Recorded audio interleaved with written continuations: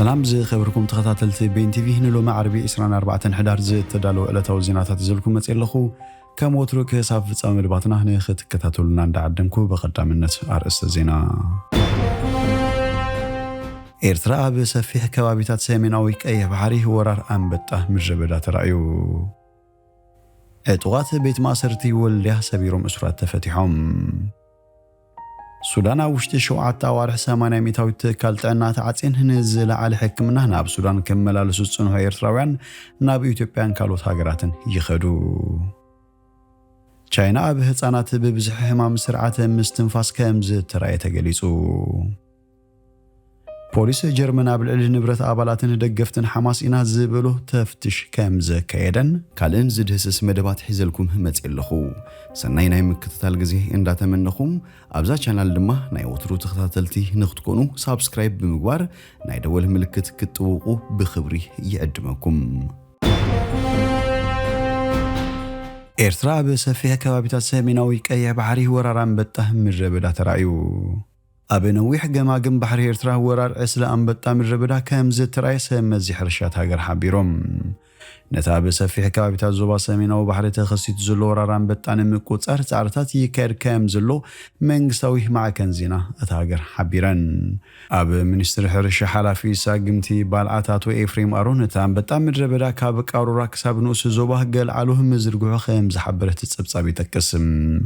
أبتن مكوتار زكار زلو من ربراب أب شحن كلتميتن هكتار مريت زاد تبابع وتصيد كامز الترخبة آتو إفريم أميتم سرحتنياتات منستر حرشا خابتم أب حيلي بإيم مهمي من شعب زركبو ماكلات بقاسة سعرتاتهم يغطسلو اللوم حزبي من محداراتنا أبالات حالتات مكل خالن أبت الزكار زلو مختها أنصاران بتام الربدا كساتفو سمز صويعم اتتصبصاب زاغيت بزعوا اب حرشان مغاچان زورده غودات زهابو حبريتا يلن ابز حلف وري حمله بغادينن على نزركبو موسونات كوابيتات إرترا اسلا انبطه تراي منبارو يذكر اب كفلو ورحت قمتي بليت ترايزن قساس انبطه غربا بنو زوبا من حيله من محدارات كوابا عج ياقونن مايل حمن تراي نيريم كرم استاد كلتا عمتات هنا بترخل تشن اسران حدنا بزووا ويدوا بقيواري تمساسالي وراران بتام ربدا تراي منبارو يذكر ابزو 4 عمتات وراران بتام ربدا اب حيال قرنا افريقيا كبير ጉዳት ከውርስ ምጽንሑ ይፍለጥም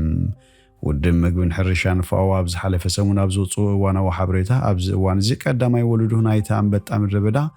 ኣብ ሓያሎ ከባቢታት ስዑዲ ዓረብ የመን ሶማልን ኤርትራን ግብፅን ክረአ ከም ዝኽላ ጠንቂቆ ነይሩም ቀዳማይ ወልዱ ኩብኩብታን ብጽሓትን ሕጂ ክኽሰቱ እዮም ካልኣይ ወልዱ ድማ ካብ ፈለማ ጥር 2024 ጀሚሮም ከሳብ መጋቢትን ሚያዝያን ከቕጽሉ የሚሉም ኢትዮጵያ ግን ኣብትናይ 13 ሕዳር እዋናዊ ሓበሬታ ኣይተጠቕሰትን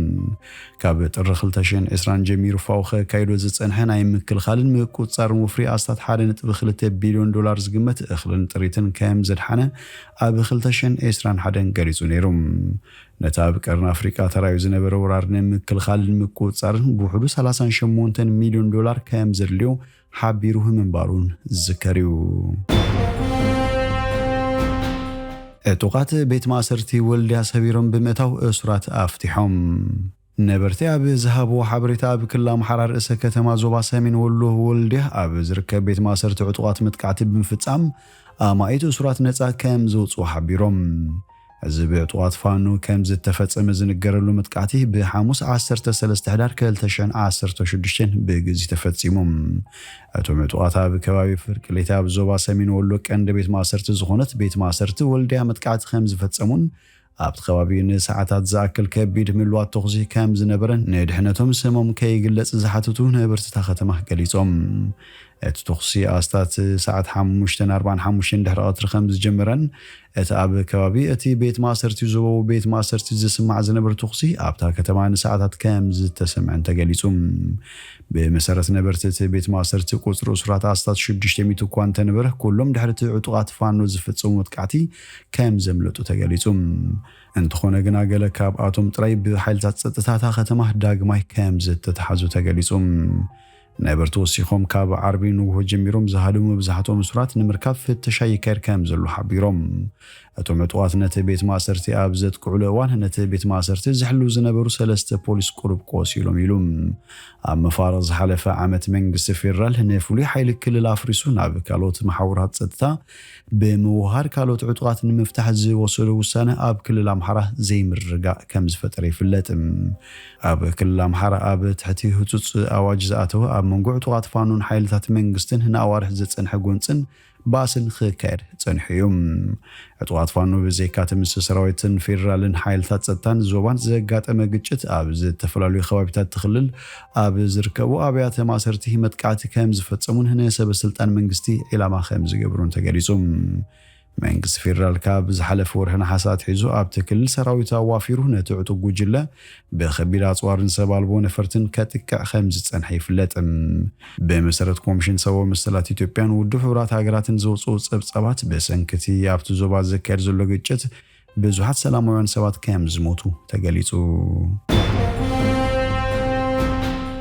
ኣብ ውሽጢ 7 ኣዋርሒ 80 ሚእታዊት ትካላት ጥዕና ተዓፅየን ንዝለዓለ ሕክምና ናብ ሱዳን ከመላልሱ ዝጸንሑ ኤርትራውያን ናብ ኢትዮጵያን ካልኦት ሃገራትን ይኸዱ። ዝለዓለ ሕክምና ንምርካብ ናብ ሱዳን ከመላልሱ ዝጸንሑ ሓለፍቲ መንግስቲ ዝርከቦም ኤርትራውያን ብሰንኪ ኣብ ሱዳን ተፈጢሩ ዘሎ ኩነታት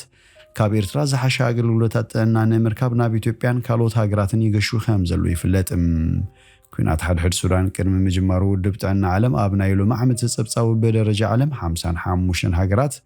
ዋሕደ ሰብ ሞያ ጥዕና ዘለወን ምዃንን ክጠቅስን ከሎትን 37 ኤርትራ ትርከብን ሃገራት ኣፍሪካ ምዃንን ኣፍሊጡ ነይሮም። ብመሰረት ፀብፃብ ሱዳን ኣብዚ ምድብ ኣያቶትን ነይራ። ኣብዚ ግዜ ግን ሕፅረት ሰብ ሞያ ጥዕናን ቀረብን እናባእሰ ይኸይድ ከም ዘሎ ውድብ ጥዕና ዓለም ተሓሳሲቡ።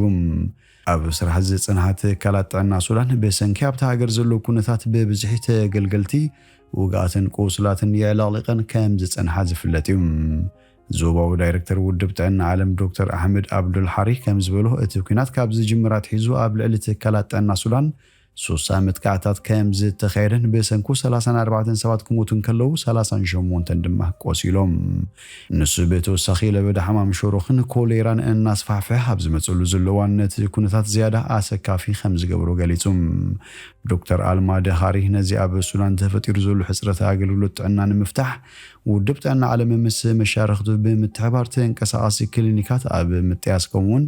ህፁፅ ዝኾነ መድሃኒታት ብምዕዳል ይነጥፍ ከም ዘሎ ኣዘኻኺሮም። ብዙሕ ሆስፒታላት ኣብቲ ኩናት ዝካየደሉ ዘሎ ቦታ ስለ ዝርከባ ገሊኣተን ሕፅረት ሰብ ሞያ ጥዕና ክህልወን እንከሎ ኣብ ገለ ድማ ዘድሊ ቀረባት ንምብፃሕ ኣሸጋሪ ኮይኑ ከም ዘሎ ብሪሁም። ኣስታት 700,000 ህፃናት ብሕዱር ሕፅረት መግቢ ይሳቀዩ ከም ዘለውን ካልኦት 100,000 ህፃናት ድማ ብኻልእ ፀገማት ዝተጋደደ ተመሳሳሊ ኩነታት ዝሳቀዩን ህይወቶም ንምድሓን ህፁፅ ሕክምናዊ ረድኤት ከም ዘድልዮምን ውድብ ጥዕና ዓለም የዘኻኽር። ሓካይም ብዘይዶ ብዝሓለፈ ወርሒ ኣብ ዝሃቦ መግለፂ ዝነብሮ መድሃኒትን ንዋትን ከም ዝወድአን እቲ ጉጅለ ድሕሪ ደጊም መጥባሕቲ ክገብር ከም ዘይክእልን ሓቢሩ ነይሮም። ዕኖትን ቅልውላውን ሱዳን ኣብ ኩናት ተጸሚዶም ዘለዉ ዘይሓላፍነታውያን ጀነራላት ዘኸትልዎ እኳ እንተኾነ ማሕበረሰብ ዓለም ክከላኸሎ ዘይምኽኣሉ ግን ውድቀት ሰብኣውነት ምዃኑ ዝተፈላለዩ ወገናት ይዛረቡ። ቻይና ኣብ ህፃናት ብብዝሒ ሕማም ስርዓተ ምስትንፋስ ከም ዝተራእየ ተገሊጹ። ሰበስልጣን ቻይና ካብ ሚኒስትሪ ጥዕና ብ13 ሕዳር ኣብ ዝሃቦ ጋዜጣዊ መግለፂ ኣብ ቻይና ተርእዩ ሕማም ስርዓት ምስትንፋስ ከም ዝወሰኸ ሓቢሮም። ዝወሰኽ ምስ ምልዓል እገዳታት ኮቪድ-19 ብሰንኪ ምልባዕ ረኽሲ ዘስዕቡ ባእታታት ከም ኢንፍሉዌንዛን ከም ዝተኸሰተ ገሊጾም።